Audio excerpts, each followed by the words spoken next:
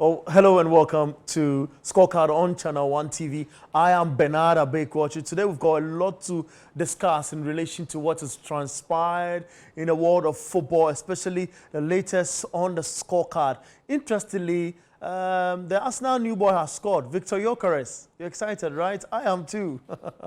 And of course, Chelsea's gotten some smooth team that seem to score a lot of goals. For Manchester United, they seem to be getting their, they seem to be checking themselves up and seeing whether they can fit in the season. Well, Manchester City also had a bit of score, in there. But first, we'll talk about what's, our clubs here in our fold who play the MTN FA Cup and who won the league, who they are meeting and what the probabilities are. But I'll go for a short break. When I return back in studio, my guys are seated. I will be introducing them to you here on Scorecard on Channel 1 TV. Then we'll get talking. I am Bernard Abekwachi once more. Let's go for this short break. When we return, there's a lot more to talk about. Welcome back. This is Scorecard on Channel 1 TV, and I am Bernard Abekwachi. Welcome you as well. I want you to also send your message, plus your name and where you are doing the watching for. What kind of season are you envisaging already? The campaign starts with clubs putting in good money for proper talent. I mean, this is the first time I'm seeing a super busy transfer space where every club seems to be pulling, one good player or the other from these clubs that are able to produce superstars in the making. We'll get to talk about some, but first off, we'll put a hold on to that and get into some CAF interclub competitions. But I need to introduce you to my guests. You are welcome watching us on screen, and welcome, guys, to the studio. Let me begin with you, Kobna. Welcome. Thank you. Are you okay? Yeah, I'm very okay. It's good to see you. Yeah, it's good to see you. Okay, we'll get to talk more. Okay. Angelo, how are you? I'm good. Solid guy. Today, I know you are not going to have any message from the Chelsea folks and what have you. No. The guys on the street tell me you have some wild analysis. Like, always you come with an agenda at a specific club. No. In fact, I'll give Chelsea credit today. I don't have an agenda against any club. I hope you give Arsenal credits too. Yeah. If you perform well, I have nothing bad to say. So, okay. Yes, Okay. Let's see what pans out from that. But guys, let's get to talk about the CAF Interclub competition. Let's begin with the CAF Champions League, where BBNE Gold Stars. Today, I was saying a lot of Ash Gold on radio. Forgive me. It's BBNE Gold Stars. Guys who transition from radio onto the set. I mean, you have to forgive me on that. But it's BBNE Gold Stars in the CAF Champions League, and they'll be playing JSK. It's interesting to know how I've spoken with the CEO of Gold Stars, and I know he's watching this show. It's one of his favorite shows as well on TV. So I know we are going to receive messages from him in the course of the program to also advance the arguments we make here for or against his club. Let's get to talk about the CAF Champions League first off. And I begin with you, Kobna. The preliminary draw is done. A Ghanaian club, let's start it from this way. A Ghanaian club gets to play a club that is in Algeria, where that's the kind of the world we describe as footballing countries. The North Americans, so i.e. Morocco, the Algerians, all of these guys, Egyptians, come under that umbrella. A Ghanaian club in the CAF Champions League gets to play an Algerian club. You feel, from even that perspective, it is something that should put Ash Gold and I say Ash Gold again, forgive me, BBNE Gold Stars and its players on its toes to go like, they say they're a footballing country, but this is the best opportunity for us to get one against them. Yeah, it's a very big, very big draw for BBNE Gold Stars, because first of all, they are meeting JSK, so that's JS Kabylie, and JS Kabylie have a lot of history in the CAF Interclub competitions. For BBNE Gold Stars, this is their first time, so I'm sure when they had a draw and they saw they are meeting JS Kabylie, I'm sure they got a bit scared because meeting the North African countries is very, very tough. I remember back then when House of Folk played against JS Swara of Algeria, the same Algerian team, they also struggled a bit and even lost at, was it House of Folk? No, it was Diana. They lost at Algeria by 4-0. And so now we are having another Ghanaian team meeting a North African team. It's going to be very, very tough.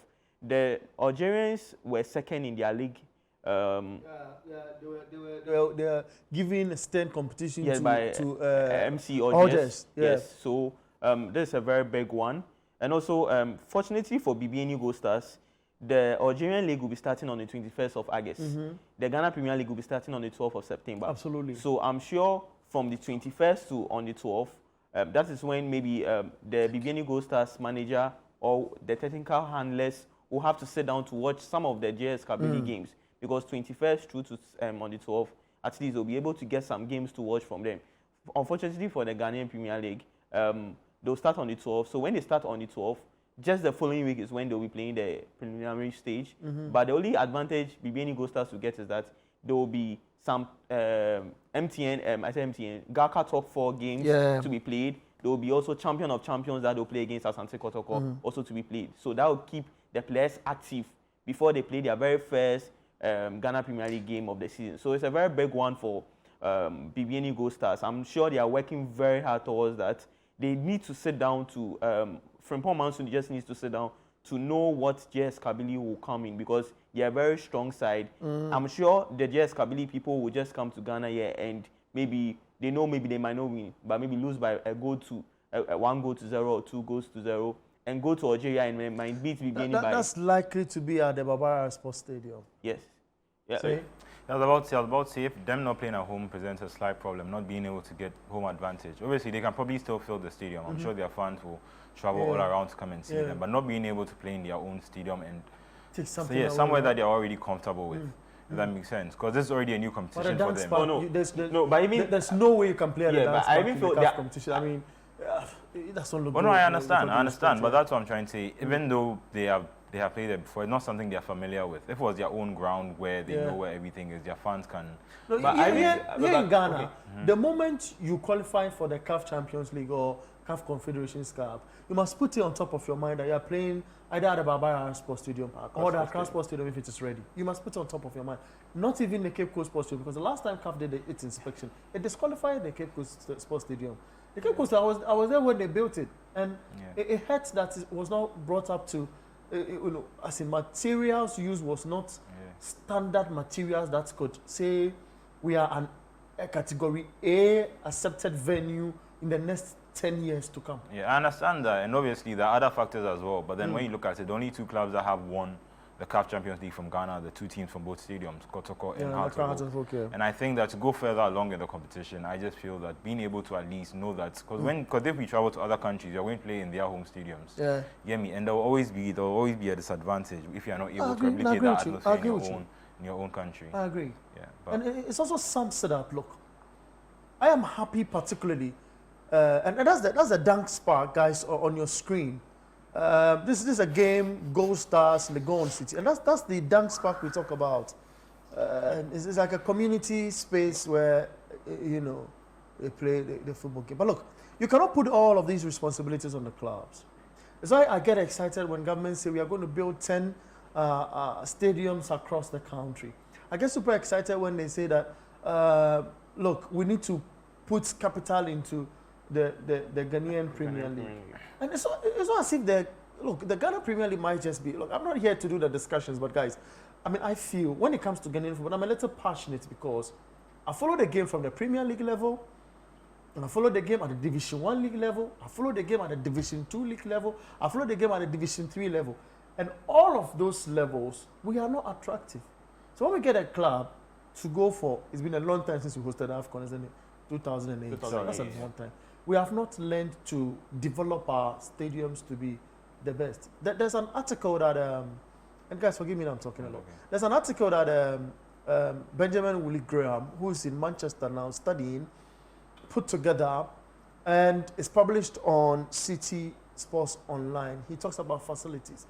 And what he juxtaposes that with what we see in the foreign form and where we still are. It's like we are still in 2008, trying to behave to want to compete in 2025. So I get your point. It's a huge factor, and it will play if you consider key indicators that will affect, the play. But you can also write off, as in organization, team tactics as well, can you? I'll come back to you, Kobna. Yeah. But I mean... No, and like, I think the important thing is momentum. I understand the point that Kobna was making about, even though they start the league later than JSK, I think that they can use that as an advantage. Like I said, there's a Gao cut-off for the other competitive games they can still play. And they can actually still rest and just observe what is happening and be prepared. Because like I said, for them, the main thing, and this is a new challenge. Even though Kotoko have different players in the last time they were in the CAF Confederations Cup, for them, because they've been there before, the expectation is sort of on them. But for them, there's not like there is expectation. Obviously, they have standards and they have things they want to achieve themselves. But in terms of, I think they can go in and it's almost like a free hit and they can try their best with this. Yeah. So so going into the CAF Champions League, I just hope that they can carry the momentum, even though there's a gap between the end of last season and this season. I hope that they can just carry that same momentum into the game. They won the league into that space. I mean, he spoke about fans and how to get them into the stadium. For Kotoko, they play in the CAF Confederations Cup. They get to play, at their home venue. They've gotten a new coach who's tasted Africa before and knows what it takes. Again, in the CAF Confederations Cup, because the coach used dreams to go play in the CAF Confederations Cup. They play a Nigerian side who don't have the pedigree like Kotoko has in the CAF Confederations Cup. How do you think that will play out for Kotoko? Asante Kotoko shouldn't narrate that game. Okay. Although Kwara United, they are in the just ended season, they placed 14th and they won the Federation Cup to qualify to the Confederations Cup, just like winning the MTN FA Cup in Ghana like what Asante Kotoko did. Yeah. So I'm sure they don't have to underrate Kwara United, because if they do that, they'll be punished. So they just need to take their game one step at a time. And also, fortunately for Asante Kotoko, also the Nigerian League will also start on the 28th of August. So at least they'll get some time to watch who Kwara United is, what they play, their opponents, to just have an opponents watch critically about them. If I'm Asante Kotoko, I'm sure since Ghana, and they've got Nigeria, an awesome defensive mechanism. Kwara, they played against Abakaliki. Yeah. In the Federations Cup final. And it took them onto the penalties for them to win. Yes. So it means that if you watch the game, they've got a bit of organization at the back. And Kotoko's sorry to take that from you, but Kotoko's having issues with injuries from the guys who be playing from the wings, doing the crosses to probably maybe land goals or coming in, cutting inside and shooting. How would this define Kotoko? How can they capitalize on this? It's a big miss, Kotoko missing Peter Amidu Akwa. He has been a very big star for Asante Kotoko. I remember when Asante Kotoko played against House of Folk in the President's Cup at Accra Sports Stadium. He played so well. He's been like a top star for Asante Kotoko. Even when Kotoko went to South Africa and played against Kaiser Chiefs, he also did so well. So I'm sure they are really going to miss him. That is why Asante Kotoko is in the market, and they want to sign the likes of Ivan Sosewus, who previously played for Samates, and Walid Fuseni, who previously also played for Inswachaman. So I'm sure when they get these two players, at least one of them, or they get both of them, I'm sure those players are really going to help Asante Kotoko in the left wing side. It's a very big one for Asante Kotoko. They have to take it one step at a time, because the very last time they went to Africa, they went away to win 1-0 and then came home and also lost 1-0 and lost on penalties. That was during the Anaya Ponsa time. So they don't need to take this game as an easy one. And then they'll be going to train in Cape Coast. Yes, they're already in Cape Coast. So it's a big one for them. They have to just take it one step at a time. They shouldn't think, it's like what most Kotoko fans are thinking about the game they'll play against WAC.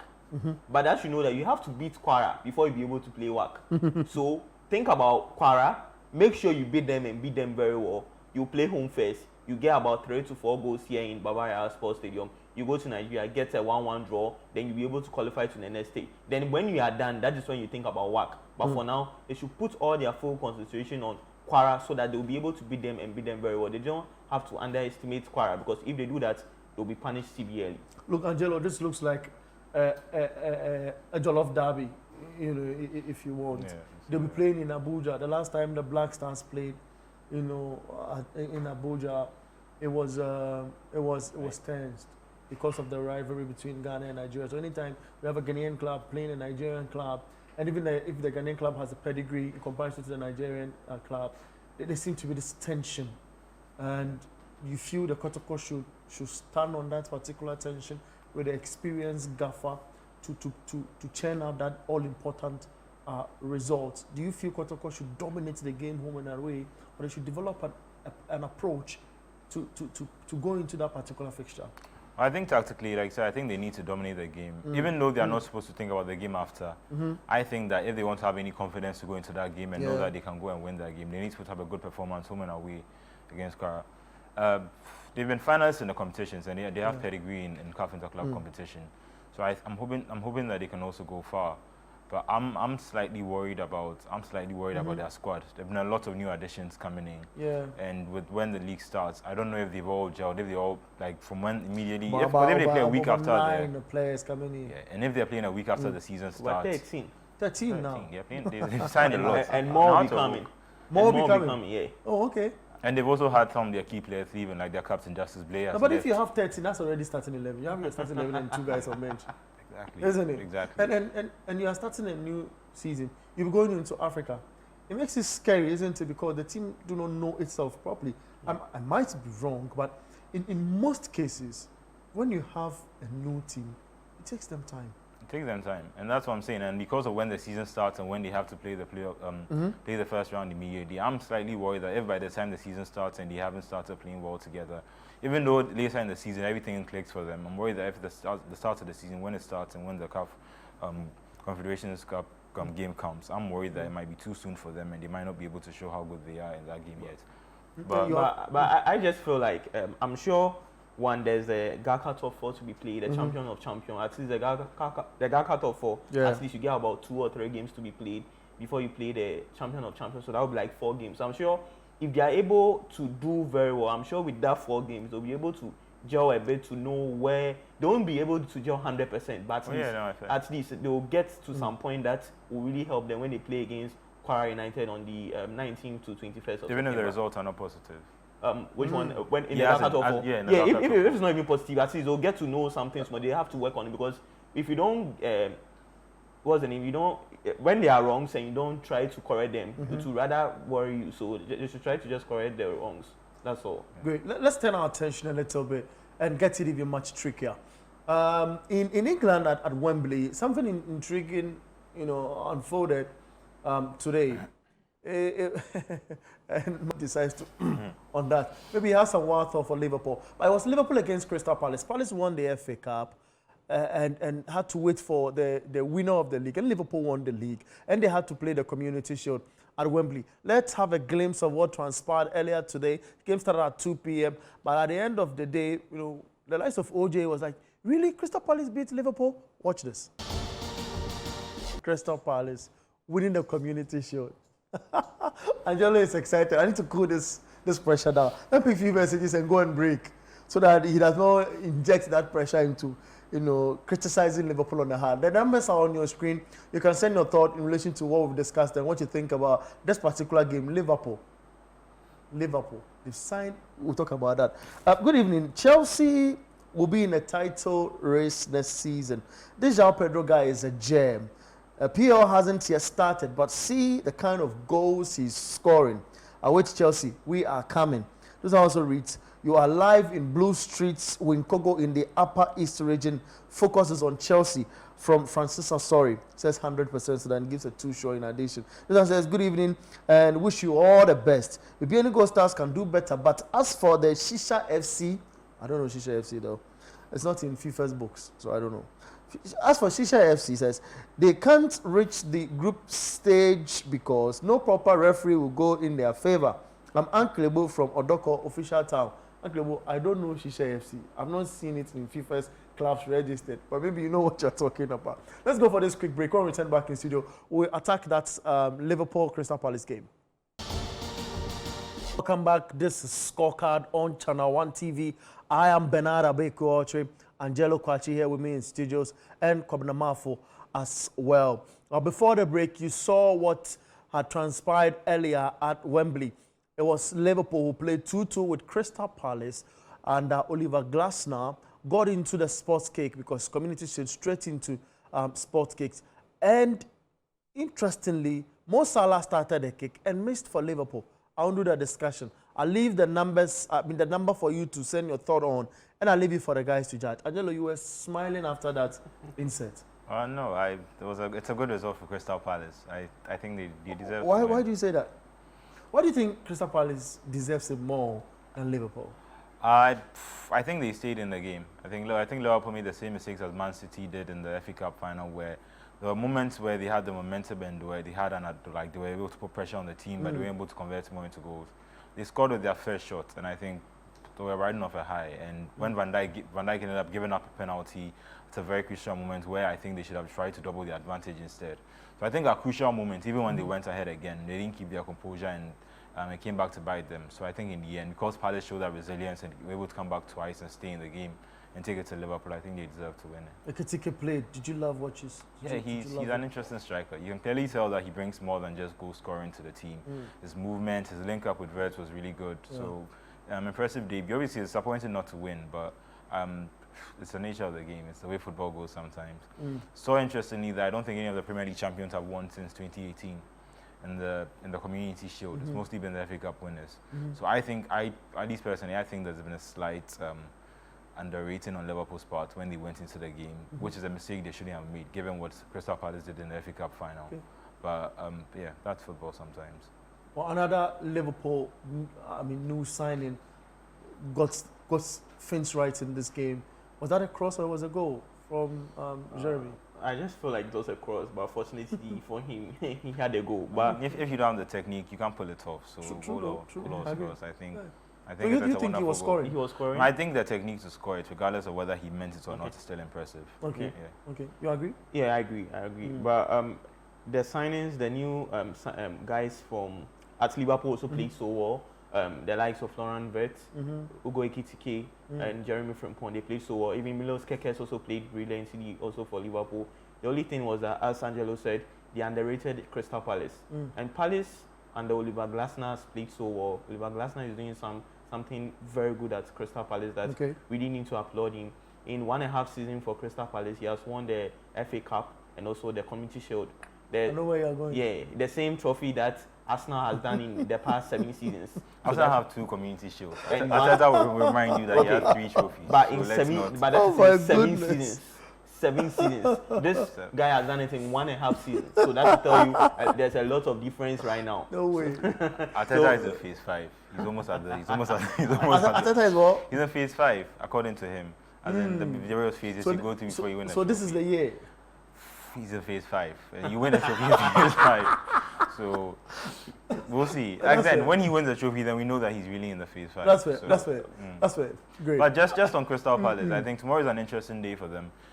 I think the court case, the appeal that they sent to the Court of Arbitration of Sports, the verdict comes out tomorrow. So tomorrow they'll know for sure whether they'll be in the Europa League or whether they'll be in the Conference League. That's great. And at the start of the game, when Liverpool took the lead, I was thinking that this could actually be a really sad period for Crystal Palace fans. But they lose the Community Shield, and tomorrow the verdict is not in their favour. It could be the whole, even though they won the FA Cup, everything comes slightly bittersweet. But I think with the win now and with the way things are feeling, I'm just hoping that tomorrow they get the verdict that they want. They're able to play in the competition that they deserve to be in based on what they won, and they have a good season. Glasner has a lot more he can build here, and that's surprising given he has won 2 trophies. But I still think there's a lot more he can achieve there. All right, let's see whether he can achieve more. But for a manager who seeks to want to win the Premier League again, win the UEFA Champions League, and maybe win the FA Cup, that's on his slot. He has some thoughts to share after this game. Let's watch them. Do you agree with him? No, I mean, you watch it from home. Do you agree? I don't know, man. I don't agree. I feel if you have been beaten, you've got a lot of words to say, to describe moment. I was saying, he's doing a little bit of the club thing where it feels like they're not used to losing. So once they start losing, he gets a bit touchy.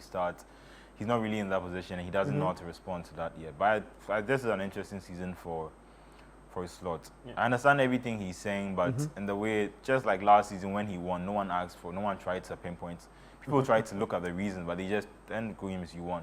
And when you lost, you lost. So I think that now, going into this season, he can't start making a habit of making excuses. I understand that the game went away from them, but I think that he just needs to go in with a different mindset. Because now people are chasing after them. Going into the league, there was no pressure on him. He's coming in to replace Klopp. Nobody thought he was going to win the league. But now going in, they are the defending champions. They are the one that everyone's going to go into the game and think, cool, have we worked them out yet? Have teams started working them out? So for me, I understand everything that's being said, but I think that if the message to the team should have just been more of, we need to just reset. This is just sometimes we lose some. He's lost 2 games at Wembley now after the League Cup final. Yeah. And so that would mean that he's lost in all the finals he's been in at Liverpool so far. True. Which isn't a good record, going on for 2. So I just hope he can turn it. I mean, I think he will turn it around. But like I said, the expectation on him this season is much different, and how he responds to it will be crucial. Did you agree with anything he said? They control the game, he says, and all of that. Oh, I don't agree with him because I saw a Crystal Palace side that played so well. Okay. Oliver Glasner is doing something so brilliant here at Palace that we need to really applaud him. He's doing so well that the likes of Eze is one player that he's so good, but his end product is one thing he really needs to work on. Mateta is also good, but he also is end product. So I'm sure for that, he's really going to work on those things. But in this game, Crystal Palace played so well. They made sure they had the chances and they converted it. They should have even scored more goals, and even someone will really agree with me that McAllister ball was a penalty. That hit his hand. It was a penalty, but unfortunately, it wasn't given to them. So Palace has done so well that we really need to applaud them. And I think this season there'll be a very stubborn side in the league. There'll be the Everton that we knew about maybe about 10 years ago, that when they meet the big clubs, they are really stubborn. I feel like Palace will be on the 7th, 8th position this season. Like a Brighton last season. Recently, like Bournemouth did really well, but then they fell off. True. Brighton have been in the top 10, like Wolves. They've been at different points. I think if the top 6 clubs, and even if you add Newcastle to that now, I think if they are not able to put up consistent performances, it's not a guarantee that they qualify for the Champions League or Europe. True. Let's get to what Chelsea. They played against AC Milan, beating Milan by 4 goals to 1. That's AC Milan. Let's watch this. Those are beautiful goals, I must admit, guys. Those are beautiful goals. Chelsea are going to be a force to reckon with in this campaign. Yeah, to be honest, Chelsea are probably title contenders this season. Looking at how well they ended the season last season, if you look at the way the season began with them, they started really well. In the middle was a little shaky, but they ended it really well, winning the Conference League and winning the Club World Cup. And if you look at the type of players that sign in, the performances they are putting up, João Pedro has 2 and 2, and his form since he signed has been incredible. And that was the thing that worried me about Chelsea. I thought their recruitment was a little... They were signing too many players. It looks almost like an NBA model sort of thing now, where it's like they can sign 10 players in this window and then replace them with 10 windows. And as long as they keep things moving. Whereas most clubs are almost stuck to players. It's almost like how Liverpool persisted with Nunes for so long. I think Chelsea have in 1-2 windows with Sterling, with João Felix. I think if you come in and they realize you don't cut it, and they make quick swaps, and they are still investing in quality. And even though some of them haven't worked out, like Mudryk and Sancho and a few other examples, they still manage to evolve the squad and keep things going really well. So going into this season, my only worry is I don't know if Maresca has the Bielsa thing where it's almost like he's not able to maintain the intensity throughout the whole season. But he's had that with most of the seasons he's been in top flight football now. But other than that, if they're able to, the squad has already gelled. This is not even one of the problems I was talking about earlier. Because of the Club World Cup and other things, they already have this synergy.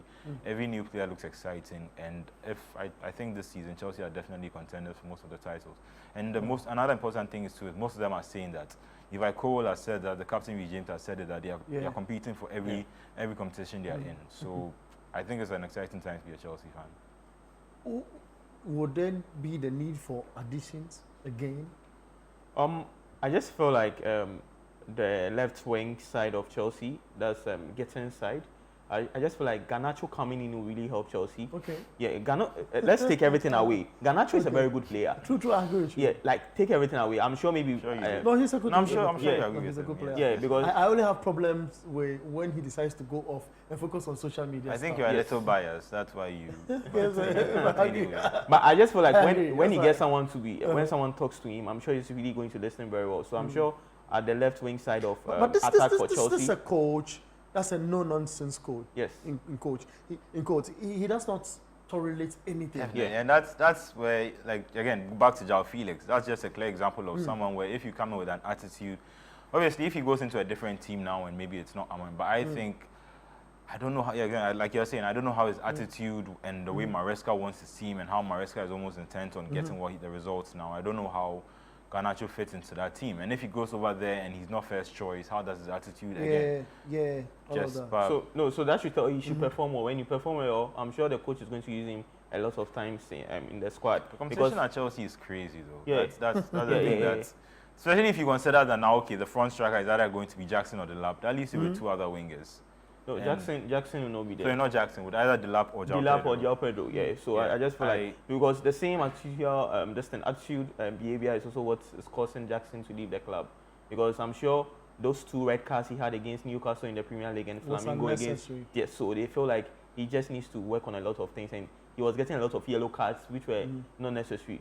So to Chelsea, I just feel like this season they are really going to perform so well. They just need to, as Angelo said, can they keep the same? Can they maintain the same energy from start to end? That's a question they really need to ask the players and also the coaches. But listening to most of the players, like they all have the energy. They want to win everything this season, and I just feel like they winning the Club World Cup is one key thing that has really helped them. Because winning the Club World Cup has just changed their mentality. They have a feeling that, oh, okay, we beat PSG, the European champions, to win the Club World Cup. Okay, so we can do it and get better. Last season, I'm sure the reason why it didn't go well for them was because of the coach. The mentality that he put on the players didn't go well, because when they asked the coach, are you in the title race? He was like, no, we are not in the title race. So that didn't really sit well with most of the players. But for this season, you could see clearly that the players want to win most of the titles. The coach wants to win most of the titles this season. So it's a very, very tough one for Chelsea. And I'm sure at least they'll win 1 title in the English, like in the English top division today, and this season. So you FA Cup or Premier League? If not Premier League, they'll win FA Cup. I mean, I think they'll definitely win a trophy. I think that's a very key point he mentioned, the mentality switch. Because when Maresca, remember that when Maresca said that they are not in the title race, the players just immediately responded to that. And I think when we were on radio, I made a point that these are young players. Like, how would they get the experience of winning trophies? Now they won 2 trophies. With the Conference League, I thought that because they were the best team in the competition, they should have won it. I think winning the Club World Cup immediately, for the players who were doubters, like immediately switched something for them to realize here. And you hear it even with the Chelsea fans, world champions. But it switched something in them to know that if they put their mind to it, they can compete for the biggest trophies and win it. So, Great. Now the Chelsea fans are saying they should organize interplanetary competition. Like from planet to planet, like, Pluto, what are other planets?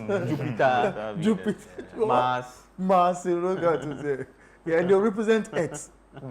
Chelsea, let's go for this quick break. When we return back in studio, we'll tackle other issues. There's Arsenal in the picture as well. Welcome back to your show, Scorecard, on Channel 1 TV. Bernard Abeku here, Angelo Kwache, and of course, Kobina Mafo, together with us here in the studio. And you doing the watching as well, we appreciate you. Numbers on the screen, or the number is on the screens. And you have to send your thoughts through that, and let us have fun with what's latest we've seen in terms of the scores on the card. Let's pick Arsenal up against Athletic Club. They played in that friendly, and Gyökeres, he got on the score sheet, is most important, isn't it? Because he's playing together with Saka and Martinelli. Hey, Charlie Arsenal, the team, you far be that. Let's watch this. Delivered towards Gabriel. Saka. Zubimendi first time. And then brilliantly delivered by Victor Gyökeres to give Arsenal the lead. The first of many, we hope.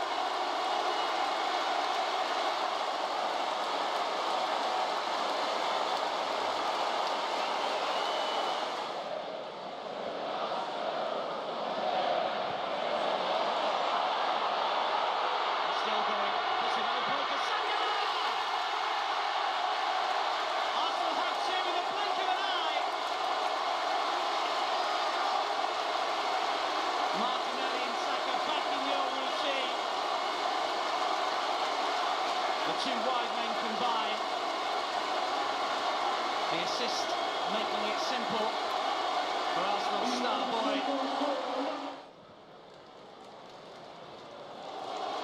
And Havertz through the centre should get there first and does. Now the Kai Havertz breaking forward. Can he finish off? Havertz, brilliant!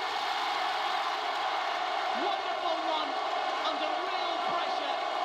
Shows his class and quality to steer beyond Unai Simon to give Arsenal a 3-goal lead.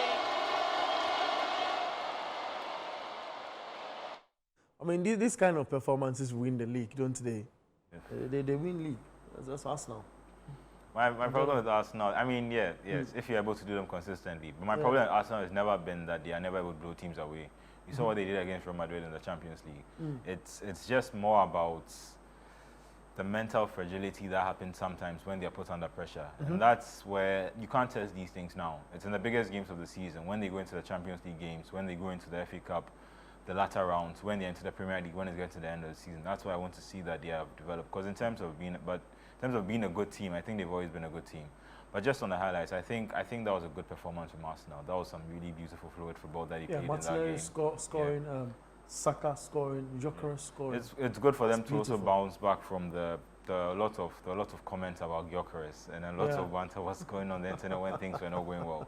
And like I was saying, I think that's going to be very, very crucial for him. Because the teams, United, Arsenal, some of the teams at the top, when it isn't going well for you, there's a lot of talk about it. There's a lot of people who are putting pressure on you, saying, "Are you good enough? Do you deserve to be here?"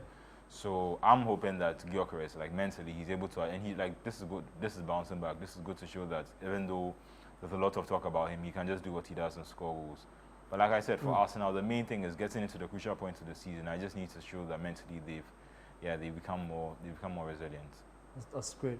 I mean, what do you make of the Arsenal performance?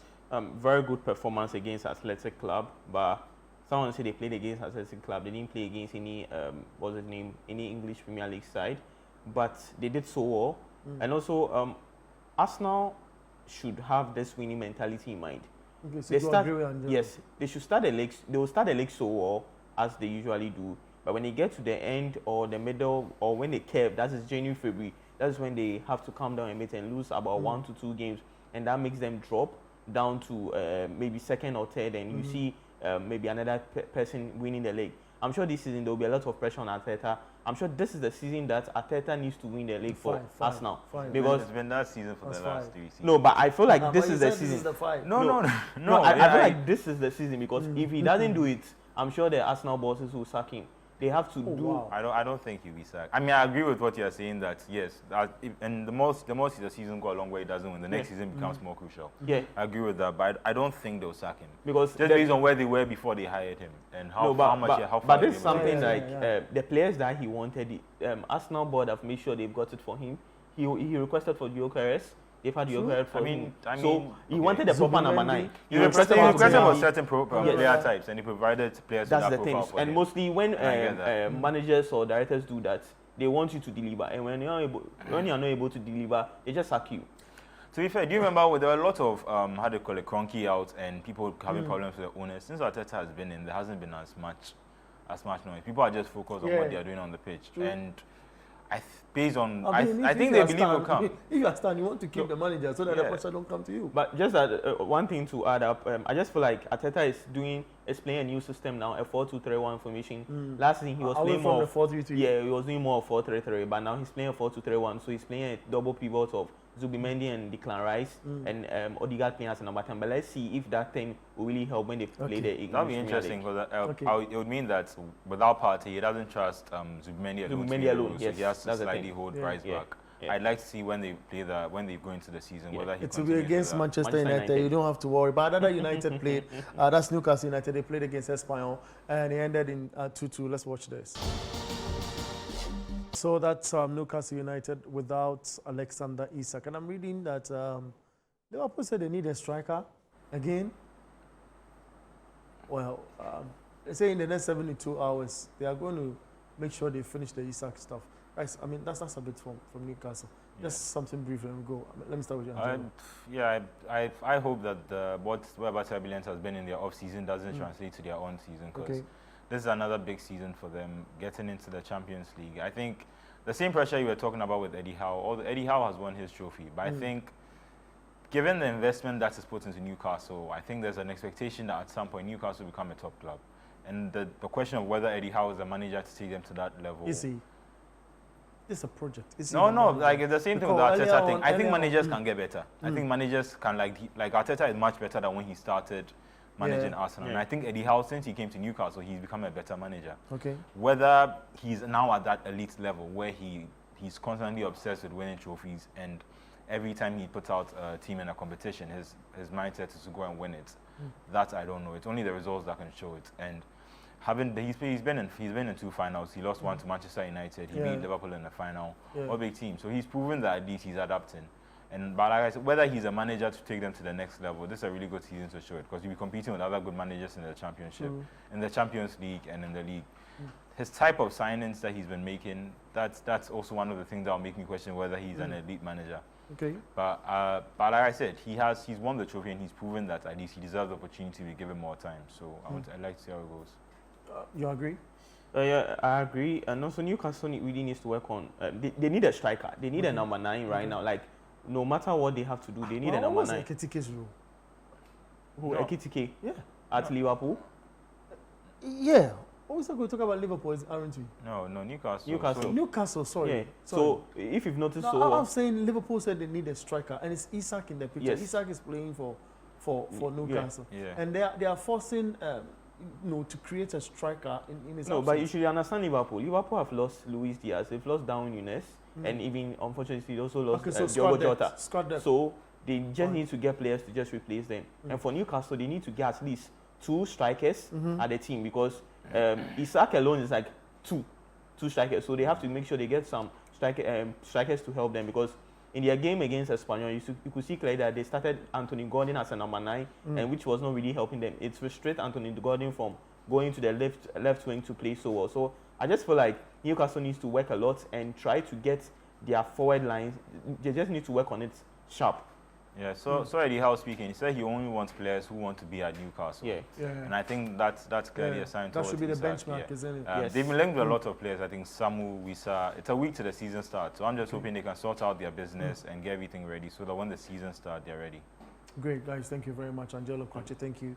Kwabena for us. And thank you for staying behind your set and watching us up until this hour. Thanks to the guys behind the scenes who made this possible as well, and to our producer, Edem Kai, as well. Thank you for watching our Scorecard on Channel 1 TV. We'll come your way same time next week. I am Bernard Abekoche.